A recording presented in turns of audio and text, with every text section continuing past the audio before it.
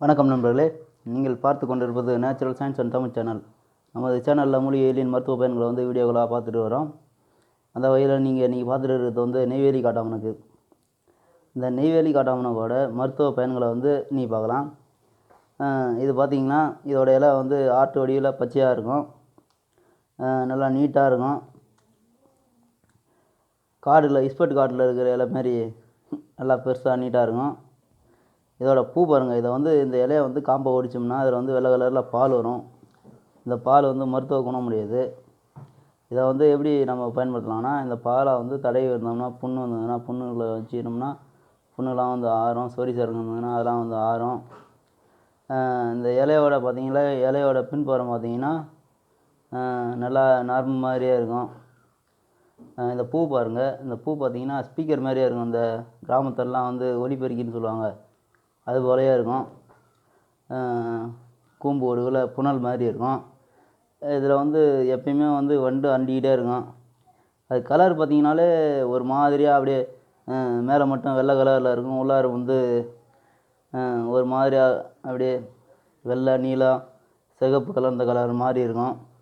இது அதிகமாக ஏரி குளங்களில், நீர்நிலை பகுதிகளில், அப்புறம் ஓடைகளில், அது போன்ற சும்மா வெறும் நிலமாக கிடக்கிற இடத்துலலாம் வளரக்கூடிய தன்மை உடையது. இது அதிகபட்சம் 15லேருந்து 20 அடி உயரம் வரைக்கும் வளரும்.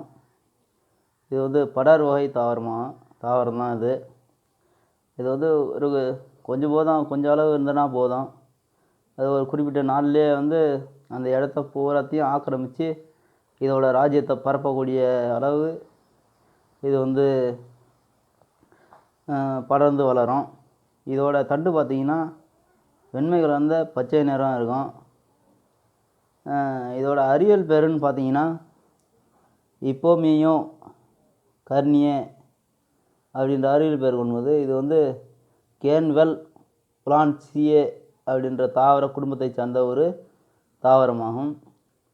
இதில் மருத்துவ பயன்கள்லாம் என்னென்ன இருக்குது, இதை எப்படி நம்ம என்னென்னத்துக்கு பயன்படுத்தலாம் அப்படின்றத பார்க்கலாம். இதோட இலை காம்பில் பால் வரும். அந்த பாலை ஒடித்து தோல் அலர்ஜி, புண்கள், சொறி, சிரங்கு, தேமல் போன்ற பிரச்சனைக்கு தடவிட்டு வந்தோம்னா அதெல்லாம் சரியாகும்.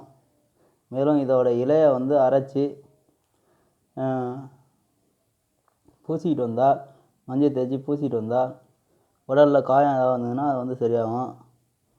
ஆறாத புண்களை ஆற்றும். இந்த தழை விஷத்தன்மை உடையதுன்னு சொல்கிறாங்க. இதை ஆடு மாடுகள் சாப்பிட்டதுன்னா மயங்கி விழுந்துடும், இல்லைன்னா செத்து போயிடும் அப்படின்றாங்க. இதெல்லாம் ஆடு மாடு அதிகமாக விரும்பி சாப்பிடாது. இருந்தாலும் அப்படி ஏதாவது 1-2 சாப்பிட்டுச்சுன்னா அந்த ஆடு மாடு செத்து போயிடும்னு சொல்கிறாங்க. இந்த செடியை பார்த்திங்கன்னா ஓணாங்கொடி இருக்குது பார்த்திங்களா, அதே போல் அதோட இலை மாதிரியே இருக்கும். அதோட பூவும் ஒரே மாதிரியே தெரியும்.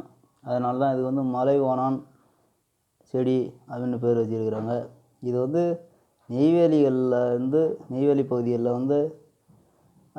அதிகமாக காணப்படுறதால தான் இது நெய்வேலி காட்டாமணக்கு அப்படின்னு பேர் வச்சுக்கிறாங்க. இது விளைநிலங்களில் பூச்சி விரட்டியாகவும் பயன்படுத்துகிறாங்க. இயற்கை வேளாண் விவசாயம் செய்கிறவங்க இதை பூச்சி விரட்டியாக பயன்படுத்துகிறாங்க. இதோட தழையை எடுத்துக்கிட்டு போய் பூச்சி விரட்டி தயாரிக்கிறதுக்கு பயன்படுத்துகிறாங்க.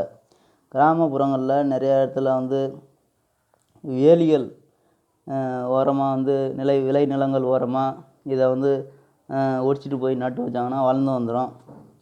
அப்படி வளர்ந்து வந்துச்சுன்னா அதில் அப்படியே உயரமாக வளர்ந்து வரத்துல எல்லாம் அப்படியே வேலி மாரி கட்டி ஒரு வேலி மாரி தயார் பண்ணுறதுக்கு இதை இப்போ அதிகமாக பயன்படுத்துகிறாங்க.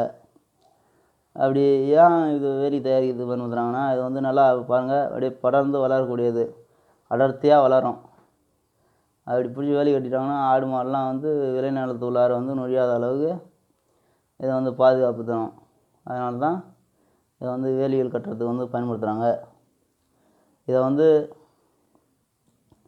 தழை சத்து மிக்க உரமாகவும் இதை பயன்படுத்துகிறாங்க. அதாவது நடவு நாற்று நடுற சமயத்தில் சேத்துல இதோட இலையை நறுக்கி அமுத்திட்டு அது மேலே நடவு நட்டாங்கன்னா நல்லா மகசூல் கொடுக்கும், நல்லா விளைச்சல் கொடுக்கும். அத்தகைய உரமாக வந்து இதை வந்து யூஸ் பண்ணிகிட்டு இருக்கிறாங்க. மேலும் இதோட இலையை வந்து கஷாயம் வச்சு குடித்தோம்னா ஒரு 100 ml குடித்தோம்னா நல்லா தூக்கம் வருது அப்படின்னு சொல்கிறாங்க. ஆனால் அதெல்லாம் வந்து உள்ளுக்கு சாப்பிட்றதுக்கு கொஞ்சம் டேஞ்சர் தான். அதனால் நீங்கள் இதை வந்து உள்ளுக்கு சாப்பிட்ணுன்னு ஏதாவது முடிவில் இருந்தீங்கன்னா ஒரு டாக்டரோட ஆலோசனைப்படியோ, மருத்துவரோட ஆலோசனைப்படியோ, வைத்தியரோட ஆலோசனைப்படி இதை வந்து சாப்பிடுங்க. இது வந்து விஷத்தன்மை உள்ள கொடின்னு சொல்கிறாங்க. இந்த தண்டை உடச்சிங்கன்னா வந்து இந்த தண்டு உள்ளார ஃபுல்லாக அப்படியே ஓட்டை மாரி இருக்கும். உள்ளார ஓட்டை மாரியே இருக்கும் நடுவில் பூரா தண்டு உள்ளார.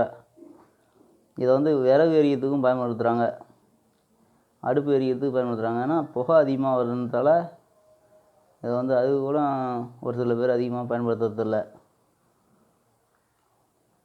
இது வந்து ஒரு படர் வகை தாவரம் தான். பார்த்தீங்கனாலே தெரியும் பாருங்கள், எவ்வளோ அடர்த்தியாக பறந்துட்டு பாருங்கள். எல்லாம் வந்து தண்ணி இருக்கிற இடத்துல தான் வந்து மாட்டம் இருக்கும், ஏரியில் அது மாட்டம் வளர்ந்துக்கிட்டு இருக்கும். சரி, நம்ம இன்றைக்கி இந்த ஓணாங்கொடியோட முழு மருத்துவ பயன்களை வந்து தெளிவாக பார்த்துருக்குறோம். மீண்டும் அடுத்த ஒரு மிகச்சிறந்த மருத்துவ பதிவுடன் சந்திக்கிறேன். நன்றி, வணக்கம். நம்ம சேனலுக்கு சப்ஸ்கிரைப் செய்யுங்க, ஆதரவு கொடுத்துருவாங்க. நன்றி.